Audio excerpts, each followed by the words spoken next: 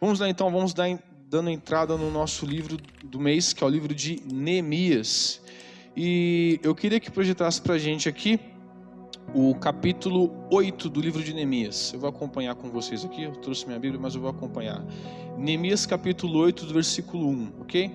Eu queria exercitar um costume antigo da minha formação cristã. Queria pedir que todo mundo ficasse de pé para a leitura da palavra. Amém?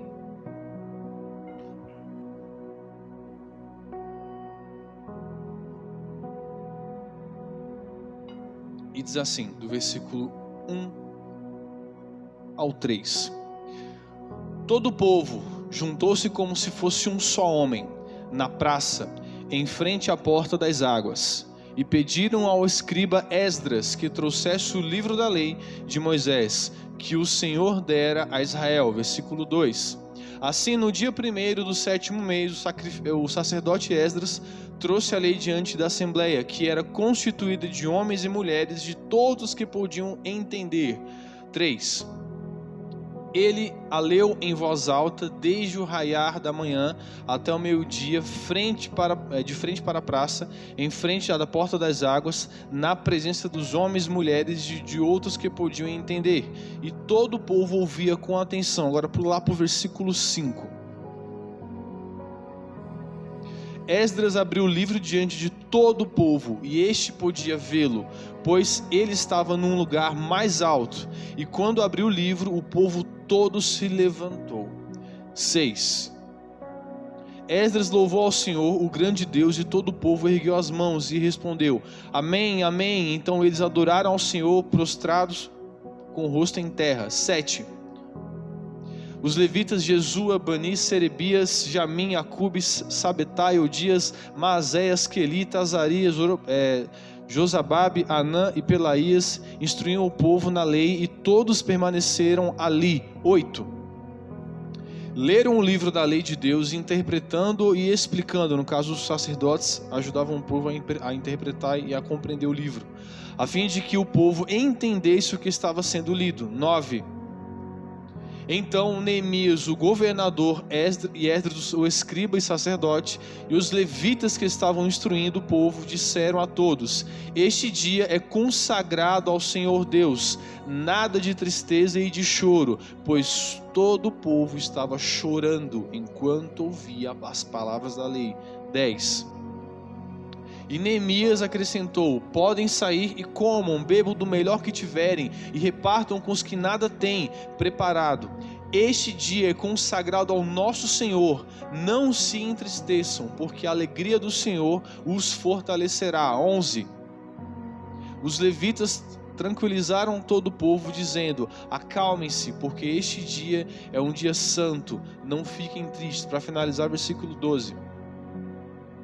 Então todo o povo saiu para comer, beber e repartir com os que nada tinham preparado, e para comemorar com grande alegria, pois agora compreendiam as palavras que lhes foram explicadas. Amém? Vamos orar ao Senhor agradecendo por essa palavra. Senhor, nosso Deus, nosso Pai, nós te louvamos, Deus, por essa manhã estarmos aqui, temos a liberdade de estudar, de aprender do Teu Evangelho, de aprender da Tua Palavra. E nós pedimos, Senhor Deus, que essa palavra ela venha ser um impacto para todos, Senhor. Que ela venha ser, Deus, ela venha atingir nosso coração até nas horas mais escuras, que nós não deixamos Você entrar. Nós queremos ser, Deus, transformados conforme diz as Escrituras, de glória em glória.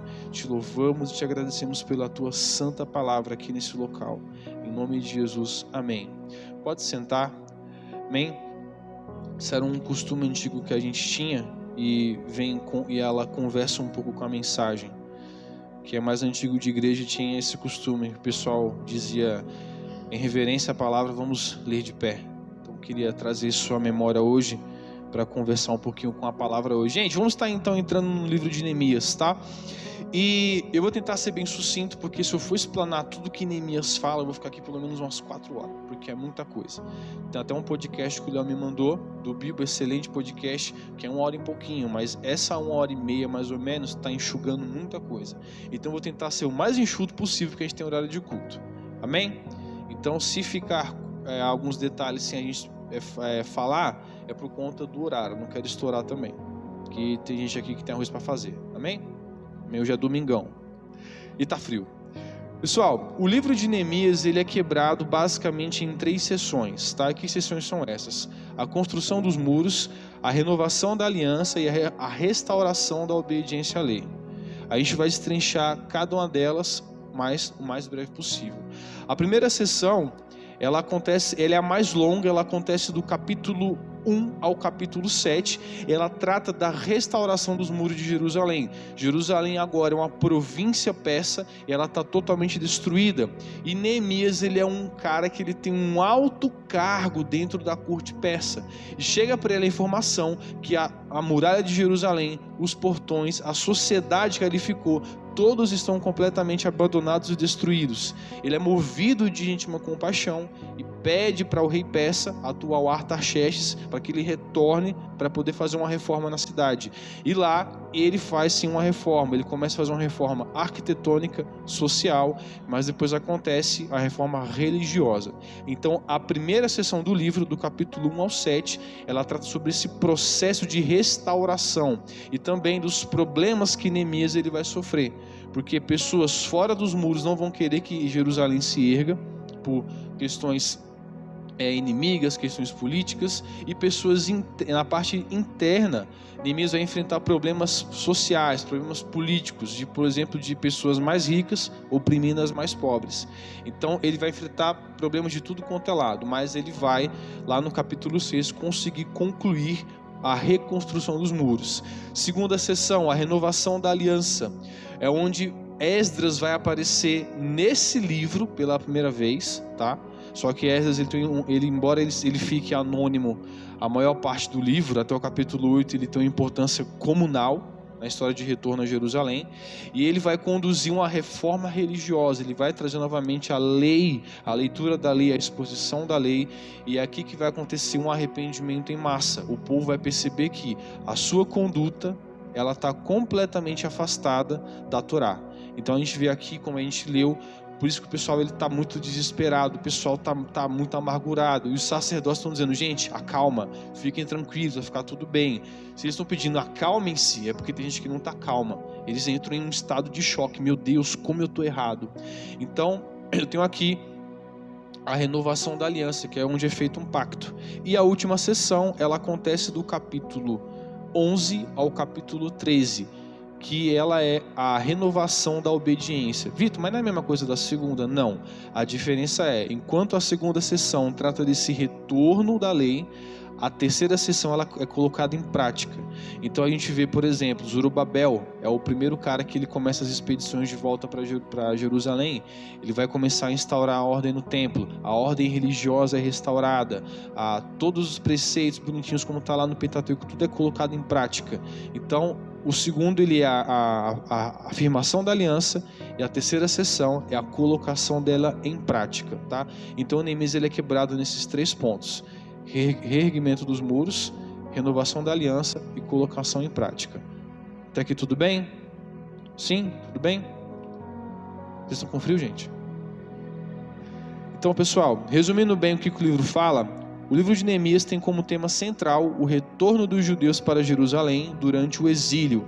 Neemias, que tinha um alto cargo dentro da corte persa, torna-se governador da Judéia, acompanhado por Esdras. Ele inicia uma série de reformas, tanto políticas quanto religiosas. Mesmo encontrando oposições internas e externas, ele consegue concluí-las. Isso é o resumo do livro, tá? Só que tem toda uma desenvoltura, mas o tema central seria esse. Só que o livro de Neemias, muitas pessoas tratam até como um livro coaching, como um livro de liderança, como você mudar o seu mindset, você poder, não sei o que, eu não manjo de coaching, ainda bem que eu não fiz coaching. Mas é como você, enfim, liderar. Só que ele é muito mais que isso. O livro de Neemias ele traz uma mensagem muito mais profunda do que uma simples liderança, mas um retorno às escrituras de forma dolorosa. Eu vou explanar isso para vocês, tanto que a minha mensagem de hoje ela é o velho livro, tá? É o que eu vou tá expondo para vocês, tudo bem? Gente, só que eu tenho que dar todo o fundo, porque a gente está dando introdução no livro,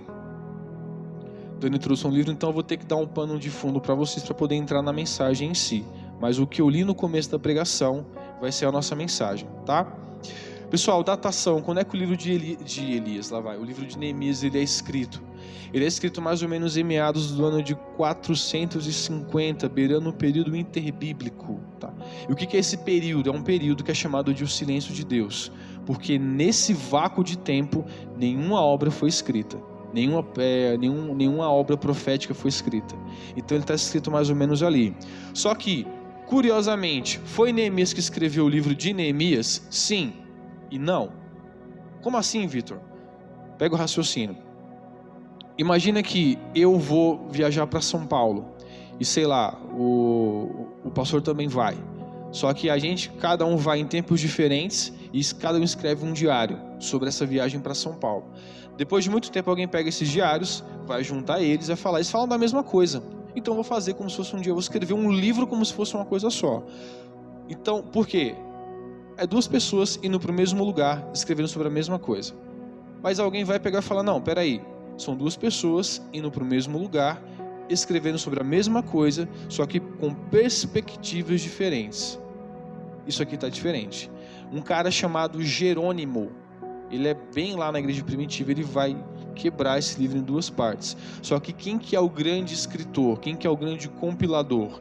Tem a mão de Neemias, só que em peso é Esdras, porque ele é um escriba. Ele é um cara que ele compila textos, ele redige textos, então ele é o cara que ele vai escrever todo esse livro. Tanto que até pouco tempo Neemias não existia, existia apenas o livro de Esdras. Pronto, acabou. Esdras era o único livro que abrangia todo o retorno. A gente tem o primeiro retorno a Jerusalém com Zorobabel, depois Esdras e finaliza com Neemias. Tudo era um livro só. Mas vai acontecer essa ruptura porque no final percebeu-se que o protagonismo do livro era mais de Neemias do que de Esdras, e tinha cooperações de anotações de Neemias, tanto que se você for estudar o livro, você for ler, ele tem notas em primeira pessoa, e eu Neemias saí, e Neemias fui analisar os muros. Então tem a cooperação de Neemias sim, só que o livro também ele é uma cooperação quase que integral do escriba Esdras, certo? Até aqui tudo bem? Estamos juntos? Amém? Então, gente, eu queria tratar sobre a construção dos muros, tá? Vamos lá então para o livro de Neemias, capítulo 1. Capítulo 1, vamos ler do versículo 1 ao 9. A gente tem que entender alguns contextos para o texto em si fazer sentido. Vamos lá então. As palavras de Neemias, filho de Acalias, no mês de Quisleu, no 20º ano, enquanto eu estava na cidade de Suzã, que era a capital. Anani, um dos meus irmãos, veio de Judá com alguns outros homens, e eu lhes perguntei acerca dos judeus que restaram, os sobreviventes do cativeiro, e também sobre Jerusalém. 3. E eles me responderam: aqueles que sobreviveram ao cativeiro e estão lá na província passam por grande sofrimento e humilhação. O muro de Jerusalém foi derrubado e suas portas foram destruídas pelo fogo. 4. Quando ouvi essas coisas, sentei-me e chorei. Passei dias lamentando, jejuando e orando ao Deus dos céus. Então eu disse: Senhor, Deus dos céus, Deus grande e temível, fiel à aliança e misericordioso com os que amavam e obedecem aos seus mandamentos. 6. Que os teus ouvidos estejam atentos e os teus olhos estejam abertos para ouvir a oração que o teu servo está fazendo dia e noite diante de ti, em favor de teus servos, o povo de Israel. Confesso os pecados que nós, os israelitas, temos cometido contra ti. Sim, eu e o meu povo temos pecado contra ti.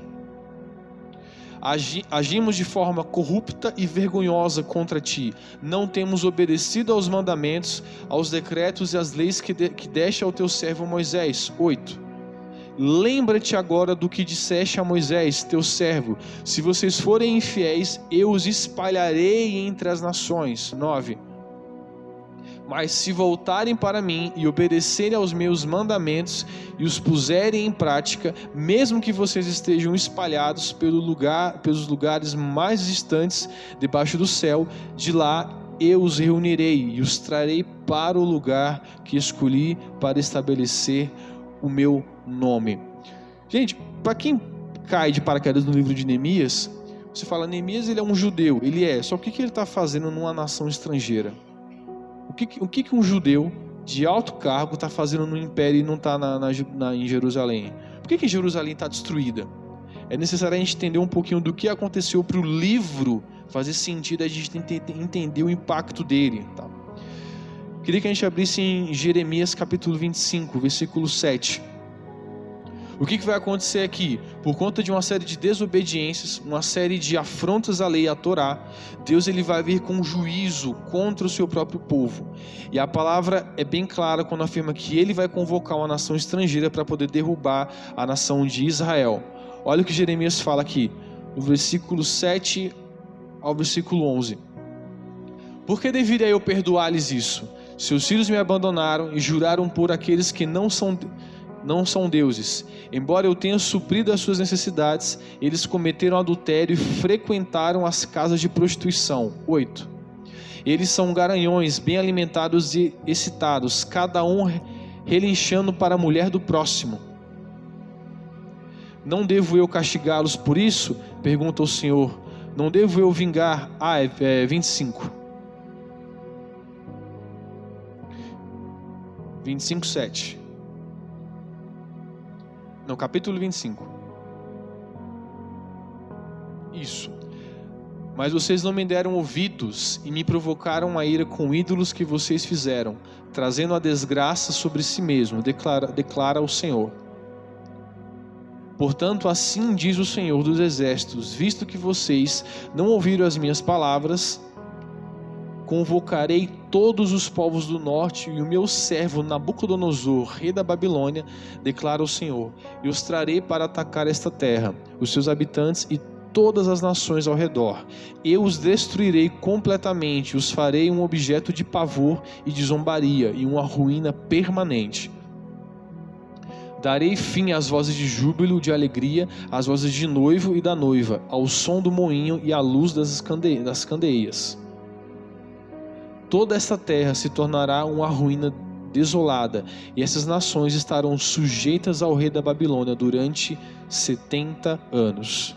E o que acontece aqui? Israel, ela começa a fugir da lei. E Deus, desde o Antigo Testamento, ele faz uma advertência. Eu vou dar Canaã para vocês, eu vou dar a terra prometida, mas se vocês me abandonarem, se vocês deixarem a minha lei, eu vou levantar uma nação contra vocês e vou espalhar vocês por toda a terra, como juízo. E é curioso saber que a Babilônia se levanta convocada não é pelo diabo, mas pelo Senhor. Em Isaías, lá no finalzinho do capítulo 5, fala que Deus ele assovia chamando um outro povo para poder vir contra Israel. Nem todo juízo, nem toda situação cruel no mundo não é o diabo que faz, é Deus. Desculpe dar essa má notícia, mas Deus também permite coisas ruins para poder alinhar o seu povo. Mas como o juízo não é um fim em si mesmo, e Deus não pode mentir, não pode ir contra a sua palavra. Israel seria o berço do Messias. Israel foi a nação eleita.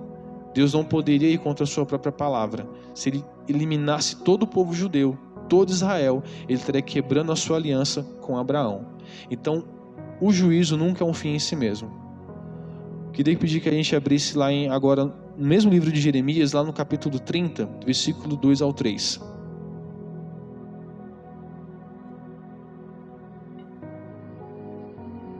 Assim diz o Senhor, o Deus de Israel: escreva num livro todas as palavras que eu falei. 3. Certamente vêm os dias, diz o Senhor, em que mudarei a sorte do meu povo Israel e Judá, e os farei retornar à terra que dei aos seus antepassados, e eles possuirão, declara o Senhor.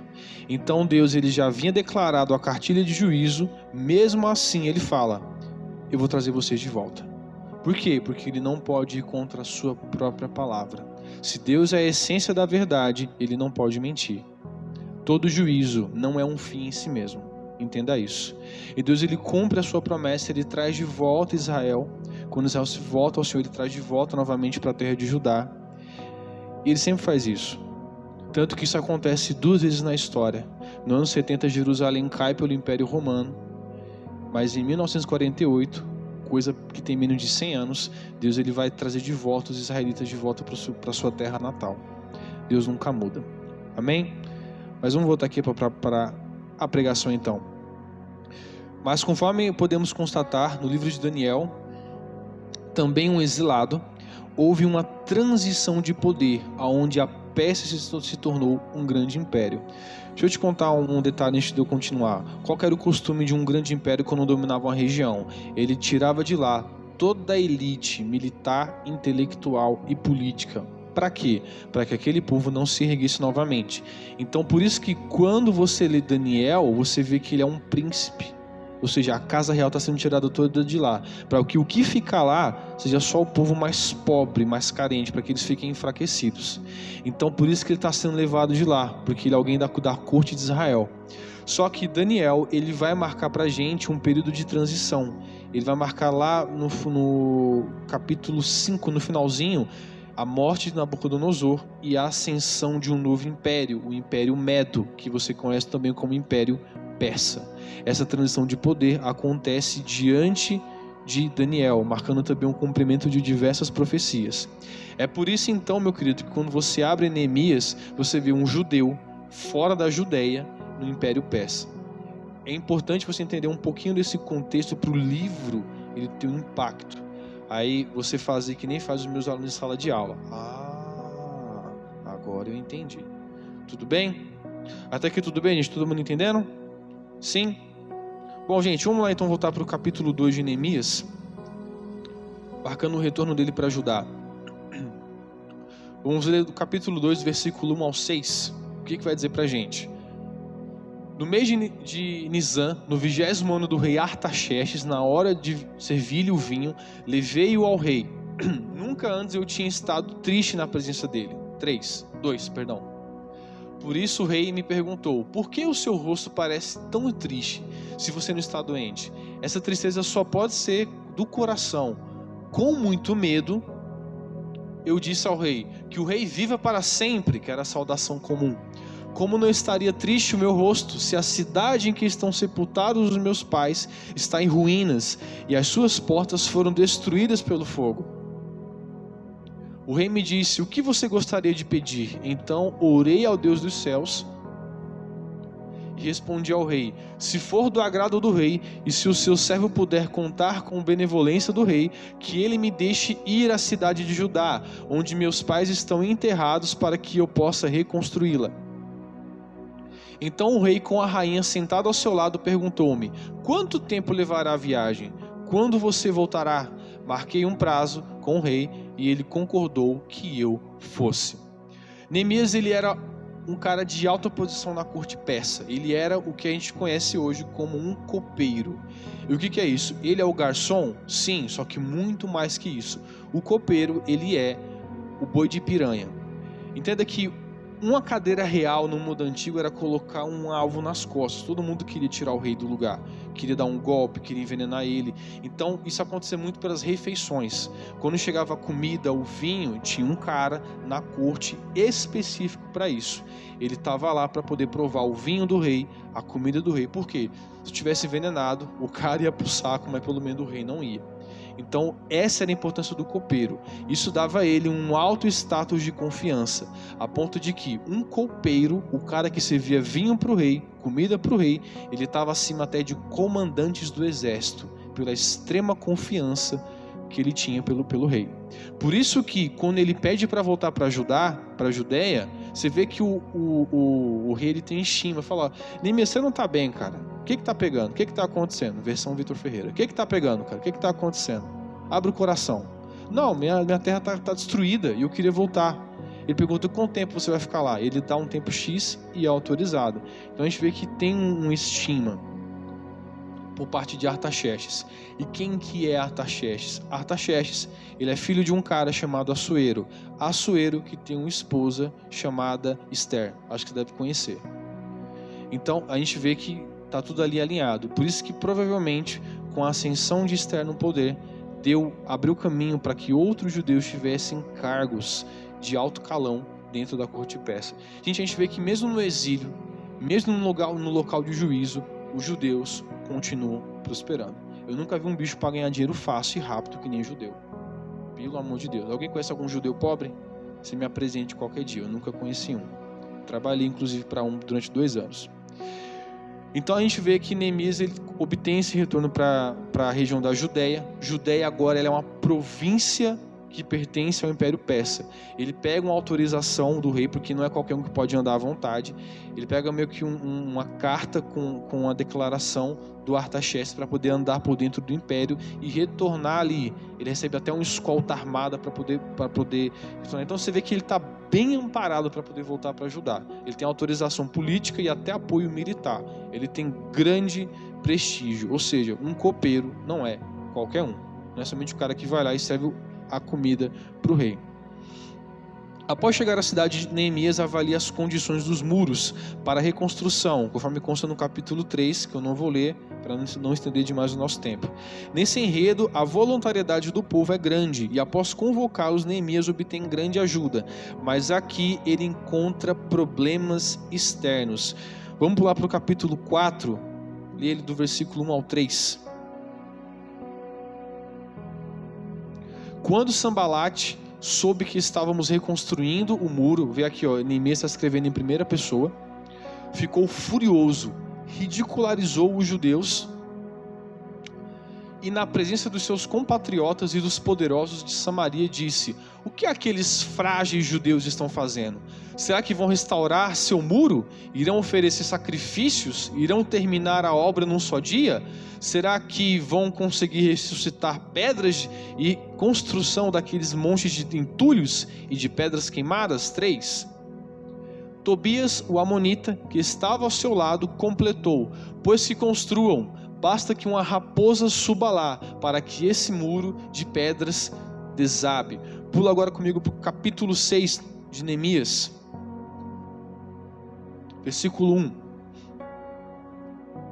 Quando Sambalate, Tobias, Gesem, o árabe e o restante dos nossos inimigos souberam que eu havia reconstruído o muro, que não havia ficado nenhuma brecha, embora até então eu ainda não tivesse colocado as portas nos seus lugares, Sambalate e Gesem mandaram-me a seguinte mensagem: venha, vamos nos encontrar em um dos povoados da planície de Ono.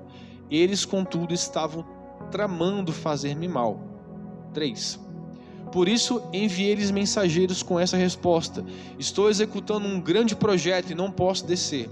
Por isso, porque parar a obra para ir encontrar-me com vocês? Eles me mandaram 4 vezes a mesma mensagem, e em todas elas eu dei-lhes a mesma resposta. 5. Então, na 5ª vez, Sambalate mandou-me um dos seus homens de confiança com a mesma mensagem. Ele tinha na mão uma carta aberta, em que estava escrito: dizem entre as nações, e Gesem diz que é verdade, que você e os judeus estão tramando uma revolta, que por isso estão construindo um muro. Além do mais, conforme dizem, você está na iminência de se tornar o rei deles. 7. E até nomeou profetas para fazerem em Jerusalém a seguinte proclamação: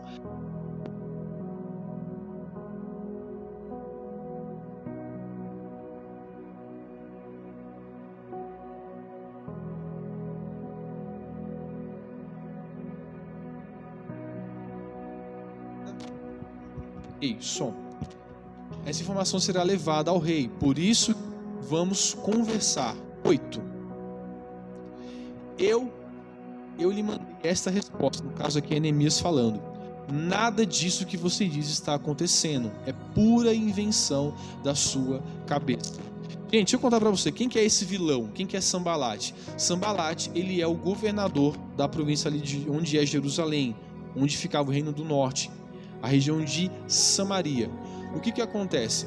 Por ser governador, a gente pode teorizar que ele queria ampliar a sua influência política, ele queria pegar ali a região do sul, onde estava Judá. O que acontece? Quando Israel é levada por exílio no período da Babilônia, ali no norte surge um reino que é o reino da Síria. E um cara chamado Sargão, ele vai trazer povos estrangeiros e vai repovoar toda a região ali da Samaria. Por isso que eu tenho judeus misturados. Essa briga cultural que tem lá corroborada nos evangelhos essa briga cultural que a gente vê lá nos evangelhos, que os judeus da região da Palestina não se dão bem com os judeus de Samaria, acontece do período babilônico, porque eu tenho judeus mestiços. Então, esse Sambalate, ele não quer que Judá se erga, porque ele vai perder um ponto que ele quer dominar. E, gente, eu tenho um árabe ali no meio, tá? Quem que são os árabes ali? Vários povos, dentre eles, filisteus. Imagina que eu tenho um inimigo meu que estava no meu pé e ele some. Aí surge a ameaça dele surgir. Eu vou querer que ele vá se levantar? Não. Então eu tenho toda uma oposição externa. E por que o Sambalate ele fala? Eu vou falar que você está se levantando contra o rei da Pérsia. Entenda uma coisa. Um grande império gigantesco, o grande problema não é expandir, é segurar ele da forma como ele está. A palavra bomba é falar revolta. Por quê? Eu tenho uma província lá longe, bem longe, a capital fica bem no coração. Aquela província ela está se revoltando. Por que os caras vão mandar uma tropa sufocar o quanto antes? Porque o risco daquilo se generalizar, eu ter uma revolta interna, é gigantesca. Por isso que quando o Sambalate fala, eu vou ameaçar que você está se revoltando. Isso acontece também em Esdras. A gente vai contar para o rei da Pérsia que você está se revoltando e vocês estão querendo formar um reino independente. Mas Neemias ele é sábio, ele não deixa se levar, e mesmo com esses levantes, ele vai levantar uma escolta armada para vigiar os trabalhadores, ele continua a obra dele. E Neemias vai enfrentar também problemas internos, que fica lá no capítulo 5. Vamos ler aqui do versículo 1 a 8.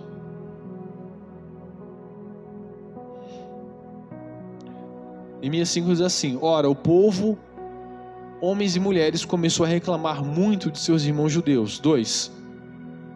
Alguns diziam: nós e nossos filhos e filhas somos numerosos, precisamos de trigo para comer e continuar vivos. 3. Outros diziam: tivemos que penhorar nossas terras, nossas vinhas e nossas casas para conseguir trigo para matar a fome. 4. E havia ainda outros que diziam: tivemos que tomar dinheiro emprestado para pagar o imposto cobrado sobre nossas terras e vinhas. Apesar de sermos do mesmo sangue, nossos compatriotas e dos nossos filhos serem tão bons quanto os dele, ainda assim temos que sujeitar nossos filhos e nossas filhas à escravidão. E de fato, alguns de nossas filhas já foram entregues como escravas, e não podemos fazer nada, pois as nossas terras e as nossas vinhas pertencem a outros. Quando ouvi a reclamação, mais uma vez Neemias falando em primeira pessoa, e essas acusações, fiquei furioso. 7. Fiz uma avaliação de tudo e então repreendi os nobres e os oficiais, dizendo: vocês estão cobrando juros dos seus compatriotas. Por isso convoquei uma grande reunião contra eles. Vou ler só até aqui, só para não prolongar muito. O que acontece? Não se sabe ao certo o que era isso, mas a gente presume que os judeus que ficaram lá eram os judeus mais pobres. Então, quando Neemias chega lá, ele chega com alta classe, o alto escalão de Israel. Zorobabel, Esdras, quando eles estão voltando, nobres vão com eles. Então, o que está acontecendo ali? Eu tenho judeus que eles estão penhorando a terra deles para poder pagar o imposto que é devido à Pérsia, só que eles estão trabalhando em condições quase que escravas, a ponto de venderem seus filhos como escravos. E os israelitas, os judeus mais abastados, estão oprimindo eles, estão pedindo pagamento com juros, e isso é contra o Pentateuco. Existe uma declaração clara que fala assim: não cobre juros dos seus irmãos, cobre de um estrangeiro, mas não de um irmão israelita. Neemias fica muito louco. Além de estar enfrentando esses problemas externos com Sambalate, ele tem que enfrentar problemas internos, aonde a classe mais rica está oprimindo a classe mais pobre. Eu falei como um perfeito marxista agora. Ele está oprimindo a classe mais pobre. Então ele vai promover uma reforma social. Ele vai chamar toda a classe, a elite, vai falar: vocês estão loucos? Vocês estão quebrando a lei. Isso não está correto. Não oprimam seus irmãos, ajude eles. Então ele vai defender quem não pode se defender. E deixa eu te contar uma coisa, tá? Ser voz de quem não ter voz, defender o oprimido, não é exclusivo da esquerda, é do Evangelho. Tudo bem? Amém? Então, gente, apesar de chegar na cidade, ele enfrenta essas condições, mas ele consegue finalizar a construção do muro, no capítulo 6. E é aqui aonde eu queria chegar. Neemias ele consegue construir toda a reforma estrutural. Eu tenho muros erguidos, portões erguidos. Ele dá uma costa no pessoal da elite e fala, ó, eu respeito os mais pobres. Só que falta uma reforma básica. Que reforma é essa? Queria que a gente fosse então lá no capítulo 8 novamente e a gente lesse o que a gente leu no começo da mensagem. Capítulo 8, versículo 1 ao 3. Todo o povo juntou-se como se fosse um só na praça, em frente à porta das águas. Pediram ao escriba Esdras, está vendo? Aqui é pela primeira vez que ele aparece, que trouxesse o livro da lei de Moisés, que o Senhor dera a Israel. 2. Assim, no dia 1º do 7º mês, o sacerdote Esdras trouxe a lei diante da assembleia, que era constituída de homens e mulheres e de todos os que podiam entender. 3. Ele a leu em voz alta, desde o raiar da manhã até o meio-dia, de frente para a praça, em frente da porta das águas, na presença dos homens, mulheres e de outros que podiam entender, e todo o povo ouvia com atenção a leitura do livro da lei. 4. Pula para o versículo 5. Esdras abriu o livro diante do povo, e este povo podia vê-lo, pois eles estavam num lugar muito alto, no caso Esdras. E quando abriu o livro, o povo se levantou. 6. Esdras louvou ao Senhor, o grande Deus, e todo o povo ergueu as mãos e respondeu, Amém, Amém. Então eles adoraram ao Senhor e prostraram o rosto em terra. 7. Todos os sacerdotes instruíram o povo na lei, e todos permaneciam ali. Tem uma versão que fala, instruíram a lei sobre as condições diárias. 8. Leram o livro da lei de Deus, interpretando e explicando, a fim de que o povo entendesse o que estava sendo lido. Então Neemias, o governador, Esdras e o sacerdote escriba, e os levitas que estavam instruindo o povo disseram a todos, este dia é consagrado ao Senhor Deus, nada de tristeza e de choro, pois todo o povo estava chorando enquanto ouvia as palavras da lei. E Neemias acrescentou, podem sair e comam e bebam do melhor que tiverem, e repartam com os que nada têm preparado. Este dia é consagrado ao nosso Senhor. Não se entristeçam, porque a alegria do Senhor os fortalecerá. Agora eu vou pedir que pula lá para o capítulo 9. Versículo 1. No dia 24 do mês, os israelitas se reuniram, jejuaram e vestiram um pano de saco e puseram terra sobre a cabeça. Os que eram de ascendência israelita tinham se separado de todos os estrangeiros, levantaram-se dos seus lugares, confessaram os seus pecados e maldade e a maldade dos seus antepassados. 3. Ficaram onde estavam e leram o livro da lei do Senhor, do seu Deus, durante 3 horas e passaram outras 3 horas confessando e adorando o Senhor. O que vemos nesse capítulo é um claro arrependimento em massa quando o povo fica exposto ao velho livro. Nesse capítulo, o livro de Neemias, Esdras aparece pela primeira vez, como a gente viu, só que a gente vê aqui a necessidade de um bom sacerdócio. Por quê? Qual que é a função de um sacerdote? É para poder usar o conhecimento dele como palanque? Não. Primeiro é servir. Gente, Esdras ele tinha uma alta posição. O que é um escriba? Ele é um cara que ele tem funções, tanto administrativas, acontece um processo público, é ele que vai escrever ela. Só que vai se copiar o livro da lei, quem vai escrever é o escriba. Então ele tem uma função muito importante, ele é um cara da elite. Só que mesmo assim, ele se rende ao ensino. Ele é um sacerdote que ele ensina. E os sacerdotes estavam lá para ensinar o feijão com arroz para o povo, até o básico. Então nós precisamos urgentemente de bons sacerdotes do nosso tempo. E o que acontece quando o livro é lido perante o povo? A gente viu no capítulo 9, não é apenas o chororô, O povo vê lá, lê o livro da lei, meu Deus, como eu estou errado, como eu estou fazendo coisa errada, começa a chorar, entra em desespero. Mas no capítulo 9 eu tenho obras, eu tenho frutos de arrependimento. E essa é a marca de um real arrependimento. Há choro, há quebrantamento, existe. Mas a grande marca que uma pessoa se arrependeu é que ela produz frutos. Ó raça de víboras, produzi frutos dignos de arrependimento. O arrependimento real, ele é constatado em obras. Amém? E, gente, esse era o ponto central da minha mensagem. O povo de Israel, eles estavam vivendo numa condição precária, só que chega um cara muito bem instruído e ele reergue os muros de Jerusalém. Ele reestrutura Jerusalém. Só que Jerusalém tinha muros levantados, portas erguidas, só que faltava uma outra reforma. Uma reforma da palavra, uma reforma no evangelho deles, uma reforma da lei. E por que eu estou falando isso, meu querido? Porque nós nos encontramos hoje, igreja brasileira, na mesma condição. Eu sou rato velho de igreja. Eu tenho um pouco mais de 14 anos de conversão. E para os mais antigos também, eu posso corroborar que nós nunca fomos tão bem estruturados como somos hoje. Em questão de equipamento, aparelhagem, mídia, a igreja nunca foi tão expressiva como foi hoje. Mas infelizmente nunca foi também tão apóstata quanto foi nos dias de hoje.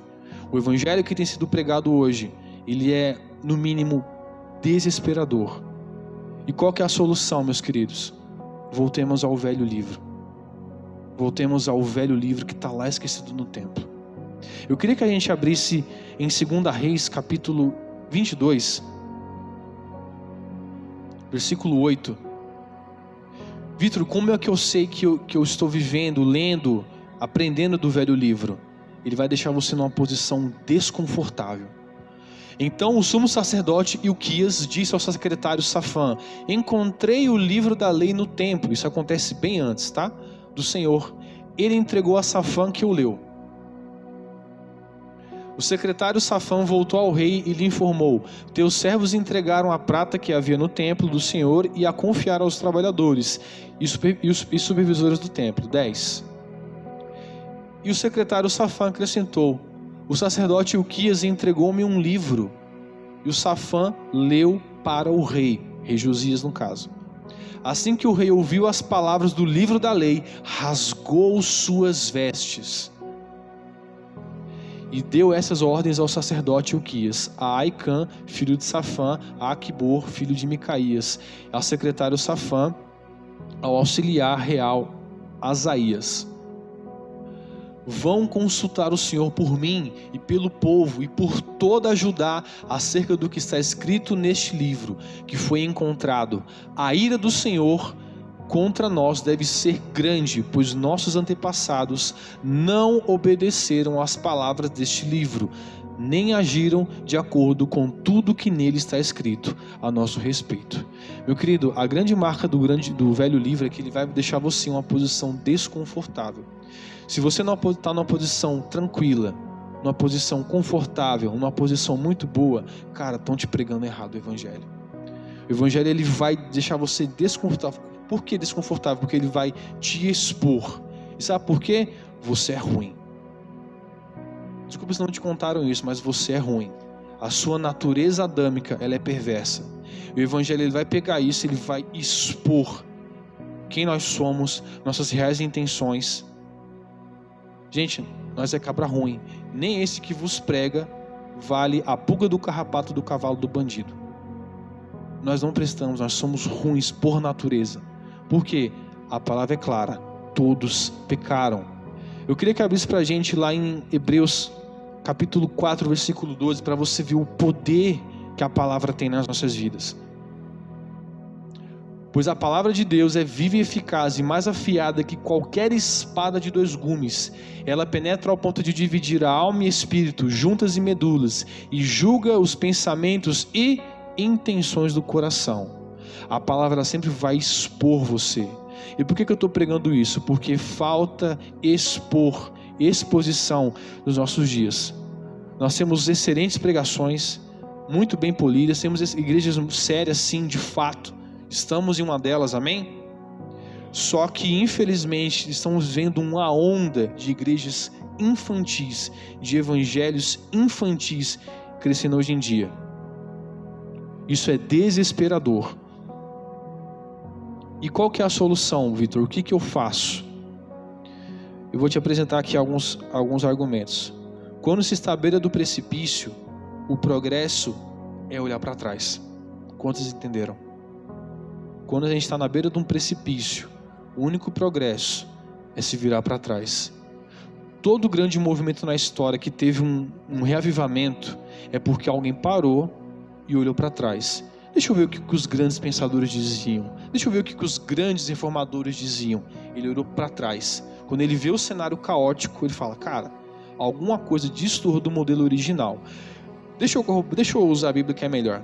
Vamos lá, voltar no capítulo 9 de Neemias, versículo 7. Olha isso aqui, querido. Temos tempo, pastor? Temos tempo? Tu és o Senhor, no caso é um dos sacerdotes orando com o povo. Tu és o Senhor, o Deus que escolheu Abrão, trouxe-o de Ur dos Caldeus e deu-lhe o nome de Abraão. 8. Viste que o coração dele era fiel e fizeste com ele uma aliança, prometendo dar aos seus descendentes a terra dos cananeus, dos hititas, dos amorreus, dos ferezeus, dos jebuseus e dos girgazeus. E cumpriste a tua promessa porque tu és justo. 9. Viste o sofrimento dos nossos antepassados no Egito e ouviste o clamor deles no Mar Vermelho. Fizeste sinais e maravilhas contra o faraó e todos os seus oficiais e contra todo o povo da sua terra, pois sabias com quanta arrogância os egípcios tratavam, alcançaste renome que permanece até hoje. Dividiste o mar diante deles para que o atravessassem a seco, mas lançaste os seus perseguidores nas profundezas como uma pedra em águas agitadas. 12. Tu os conduziste de dia com a nuvem e de noite com a coluna de fogo, para iluminar o caminho que tinham que percorrer. 13. Tu desceste o monte Sinai, dos céus lhe falaste, deste-lhes ordenanças justas e leis verdadeiras, e decretos e mandamentos excelentes. O que esse cara está fazendo aqui? Isso aqui é pouco depois que o livro é exposto ao público. O que ele está fazendo? Olhando para trás. Isso aqui é um exercício de memória. Eles estão se voltando ao passado, ao que a Torá dizia. Meu querido, por que a Bíblia tem tanta festa? Festa dos pães ázimos, festa do tabernáculo, festa da Páscoa. Porque Deus trabalha com memória. Deus trabalha com o passado. Eles trabalham, gente, olha para trás, olha do que foi feito. Páscoa, lembre-se do que aconteceu no Egito. Festa dos tabernáculos ou das tendas, lembre-se quando vocês eram peregrinos. Deus trabalha com memória. Ele trabalha com o velho livro. Voltem-se aos ensinamentos dos antigos. Volte-se para cá. Gente, como é que a gente pode curar a igreja desse mal, dessa heresia? Nos voltando para trás. Eu acho desesperador uma geração que não conhece homens como John Wesley, Charles Spurgeon, não sabem quem foi Leonard Ravenhill, mas conhecem cantores da moda, mas se auto-intitula Geração do Avivamento. Eu ia falar uma coisa pesada, mas vou deixar para de noite. Mas, gente, vivemos em tempos desesperadores. E por quê? Abandonou-se o velho livro. O povo de Israel passou por uma reforma estrutural, mas precisava de uma reforma de palavra. Precisamos nos engajar em causas sociais? Claro, necessitamos. Deixa eu te contar uma coisa aqui, tá? Conservadorismo, família, defender a hombridade dos homens não é exclusivo da esquerda, é evangelho. Lutar por quem não tem voz, lutar por um oprimido, não é exclusivo da esquerda, é evangelho. Isso foi roubado, essas pautas foram roubadas por isso. Há uma deturpação em nossos dias. Pessoas estão idolatrando pensamentos políticos mais do que a palavra. Gente, voltemos ao velho livro. Por favor. Devemos ter pensamento político? Claro, somos cidadãos, somos pessoas vivas. Só que em tempos como nós estamos vivendo hoje, qual que é a minha base, Vitor? Isso aqui, o velho livro. Voltemos. Gente, o que sustenta não é batata frita. É muito bom, Mas o que sustenta é feijão com arroz, vai dizer minha mãe. Quantos entenderam? Gente, vamos comer feijoada? Vamos comer feijão com arroz? Voltemos ao velho livro. Já estou finalizando já. O velho livro, gente, ele foi trocado por uma cartola de mágico para atrair pessoas quando a mensagem é simples.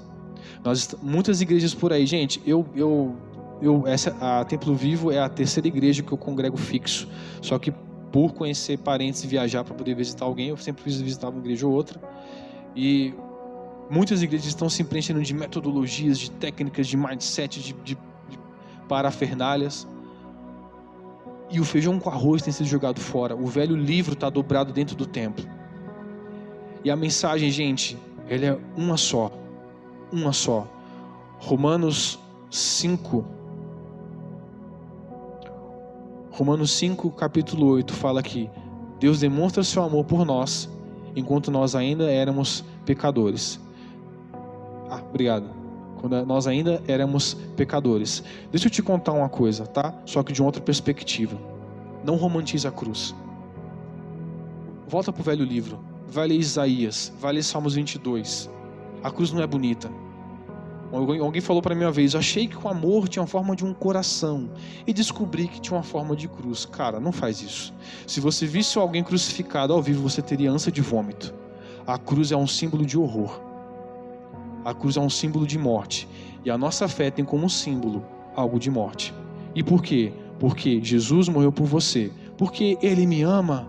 Porque eu sou a menina dos olhos de Jesus. Porque Ele é apaixonado por mim. Não, porque você não presta e Ele é bom. Jesus morreu para nos salvar, porque nós não somos bons. Se eu pegasse cada pensamento seu e jogasse no telão, você iria embora dessa igreja e nunca mais voltaria aqui. Porque em essência, nós somos egoístas.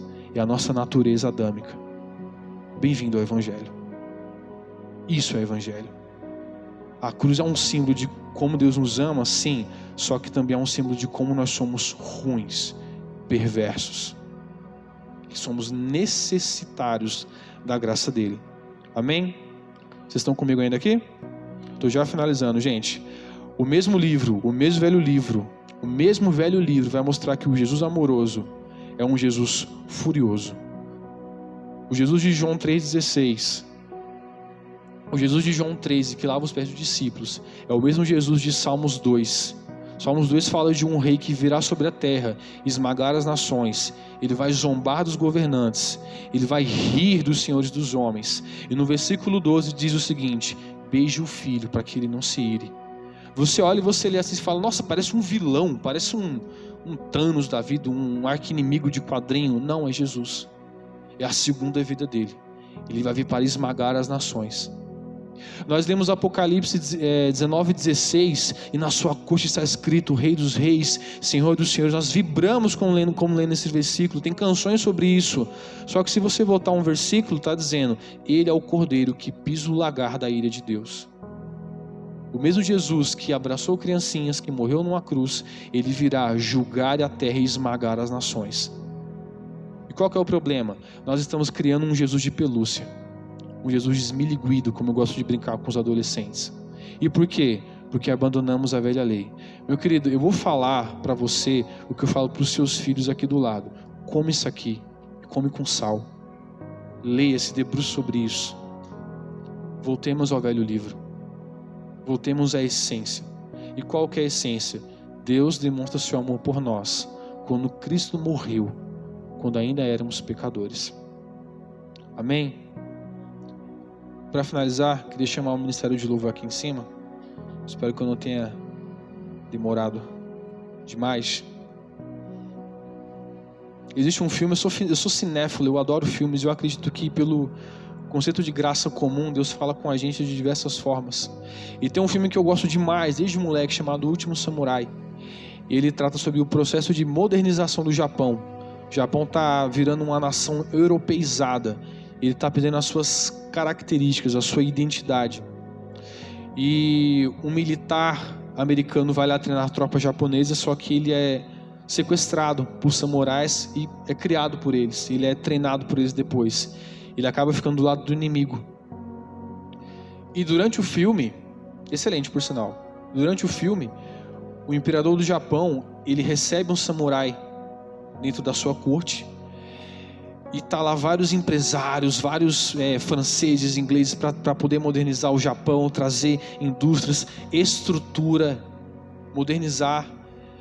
E com aquela conversa que ele tem com aquele samurai, aquele guerreiro antigo que não gosta de usar arma, ele é convencido.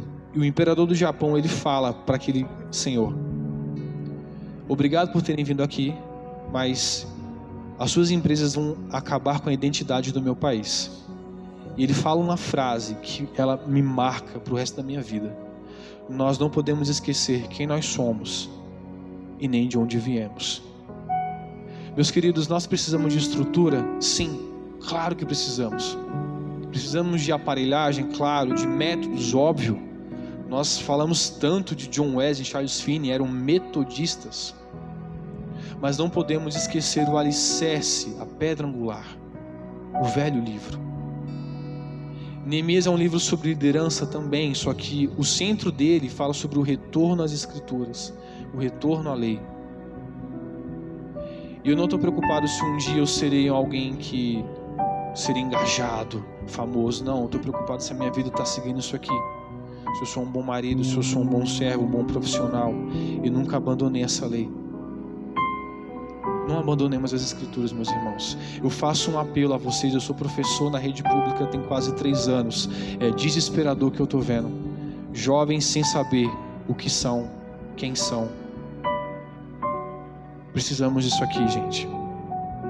Extrema está mudando, está virando uma outra cidade. São tempos difíceis. Eu estou vendo doutrinas de empresas entrando nas igrejas. Gente, voltemos ao Evangelho. A petição que esse mero menino aqui em cima faz para vocês é: voltemos ao Evangelho. Amemos a mensagem da cruz. Amém? Amém? Vamos ficar de pé? Vai parecer que está acabando.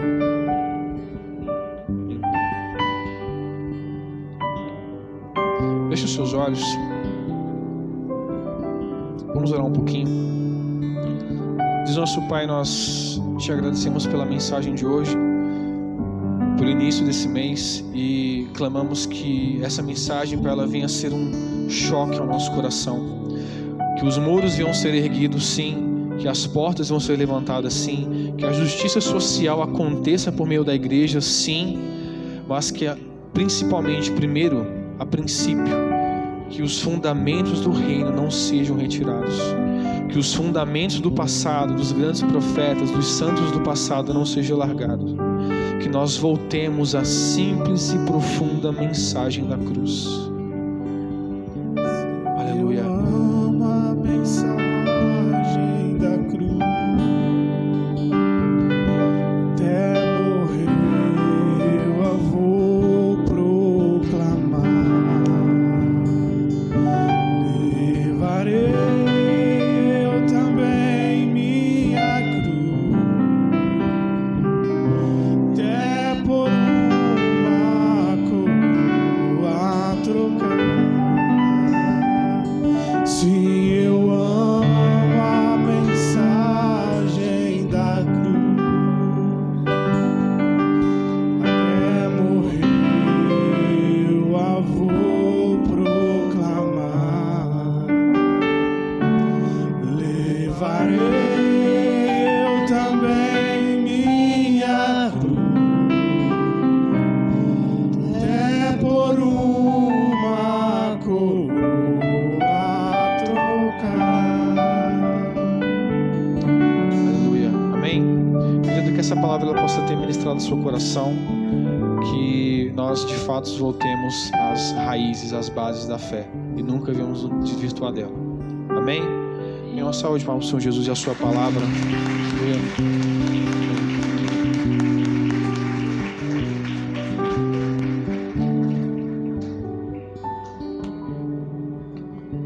Glória a Deus.